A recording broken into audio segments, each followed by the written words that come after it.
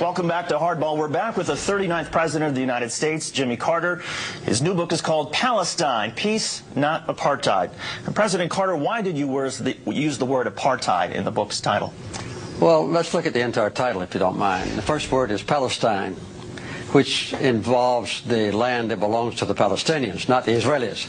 I didn't refer to Israel because there's no semblance of anything relating to apartheid within the nation of Israel.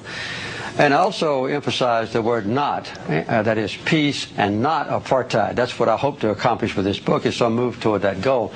But there's no doubt that within the occupied territories, Palestinian land, that there is a horrendous example of apartheid. The occupation of Palestinian land, the confiscation of that land that doesn't belong to Israel, the building of settlements on it, the colonization of that land, and then the connection of those isolated but multiple settlements, more than 200 of them, with each other by highways on which Palestinians can't travel, and quite often where Palestinians cannot even cross. So the persecution of the Palestinians now under the occupied territories, is under the occupation forces, is one of the worst examples of human rights deprivation that I know. And I think even worse, though, than a place like Rwanda? Yes, I think, yes. You mean now? Yes. I think the impression now of the Israelis, of the Palestinians by the Israelis, is worse than a situation in Africa like the oppression of Rwandans and the Civil War. I'm not going back into ancient history about Rwanda, but right now, the persecution of the Palestinians is one of the worst examples of human rights abuse I know, because the Palestinians... When you're talking about right now, you're not talking about, say, I'm not talking about ancient history. Ago. No. Well, Rwanda wasn't ancient history, it was just a few years ago. You can talk about Rwanda if you want to. I want to talk about Palestine.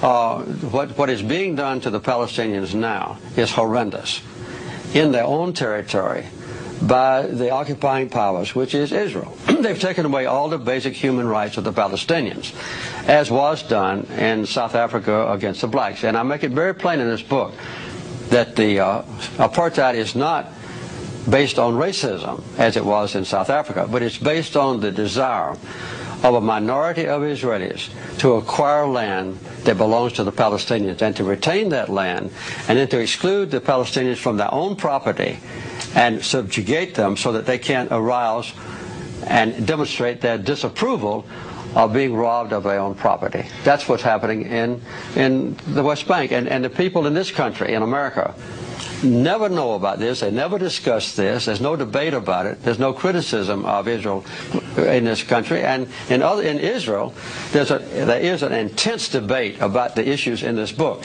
In this country, no. I agree. I mean, I wish we had that sort of debate that they're having in Israel. I wish we had that in the United States. But give us a sort of sense, how much of the responsibility for the conflict, the Israeli-Palestinian conflict, do you think belongs to the Israelis for their tactics like seizing land and occupying territory that didn't belong to them? How much of it is the responsibility of the Palestinians for their suicide terror attacks and their bombings within Israel proper?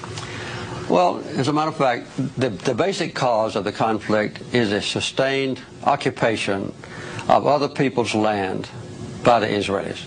And this is a direct violation of United Nations resolutions. It's a direct violation of the International Quartet's roadmap. It's a direct violation of the commitments that leaders of Israel have made in the past at Camp David when I was president and in Oslo, promising that Israel would withdraw from occupied territories. They have failed to do so. In response to that, and I'm not excusing them, there have been acts of violence. As a matter of fact, though, Hamas, the number one accused persons of violence, have not committed an act of suicide bombing that caused an Israeli life now since August of 2004.